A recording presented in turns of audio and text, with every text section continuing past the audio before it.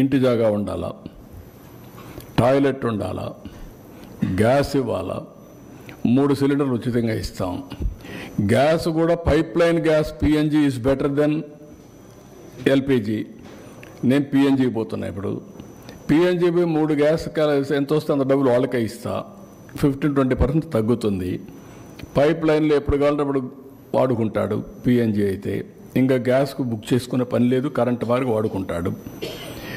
తర్వాత మీకు అక్కడికి వచ్చినప్పుడు పవర్ ఇస్తా, tap water, every home tap water ఇస్తాం. ఇప్పుడు దీంతో మీకు ఏమైంది, ఆల్మోస్ట్ ఆల్ ఎవ్రీథింగ్ ఒక వ్యక్తికి కావాల్సిన అవసరాలన్నీ ప్రొవైడ్ చేస్తాం. ఆ village habitation, beautiful cement road, drainage, street lights, waste నుంచి ఏదైతే గార్బేజ్ చేయడం కోసం చెత్త కలెక్షన్ ఇంట్లో నుంచి దాన్ని గార్బేజ్ని తీసుకుపోయి కాంపోస్ట్ చేయడం, మళ్ళా పొలాలకు ఉపయోగించడం, ప్రతి ఒక్క ఊరిని పరిశుభ్రమైన village. Then natural farming. Natural ఫార్మింగ్లో పండిన పంట నీ ఆరోగ్యానికి చాలా భరోసా. నువ్వు హాస్పిటల్ పోయి తగ్గుతుంది, మీనింగ్ఫుల్ లైఫ్ ఉంటుంది.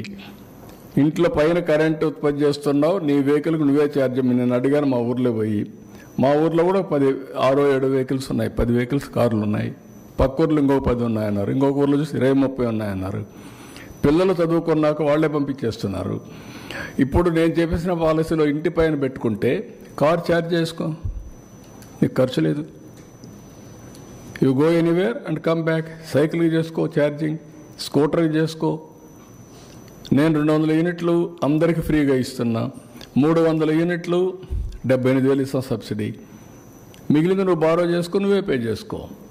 కరెంట్ ఛార్జీలు కట్టే పని లేదు.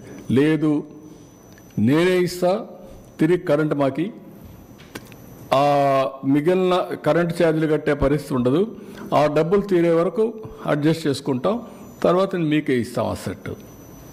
Then you can generate power for monetization. డబ్బుల కోసం నువ్వు అమ్ముకోవచ్చు. సర్ప్లస్ పవర్ని ₹2.5 మేము ఇస్తాం ఇప్పుడు కొని. So I'm providing opportunities. ఇవన్నీ ఆపర్చునిటీస్ అందిపుచ్చుకునే బాధ్యత ఎవరిది? స్టేక్ హోల్డర్స్ది, ప్రజలది. వాళ్ళని మోటివేట్ చేసే బాధ్యత ఎమ్మెల్యేలది, ఎంపీలది, మీడియాది. మీరేంటంటే నెగిటివ్ వార్తలు రాయడమే మీకు అలవాటు అయిపోయింది. పాజిటివ్ వార్త అంటే దానికి మసాలా లేదు, ఎవడు చూడడు, టేకర్స్ లేరు. సిబిఎన్ని ఏదో తిడితే సీఎం అని తిట్టాడు గొప్పోడు అని మీరు పెద్ద వార్త దానికి. That is the problem. చూసారు కదండి. మరి ఈ వీడియో కనుక మీకు నచ్చినట్లయితే ఒక లైక్ కొట్టేసి మీ అభిప్రాయాన్ని కూడా కామెంట్ బాక్స్లో తెలియజేస్తూ ఇలాంటి ఇంట్రెస్టింగ్ అప్డేట్స్ కోసం మా ఛానల్ని సబ్స్క్రైబ్ చేసుకోండి.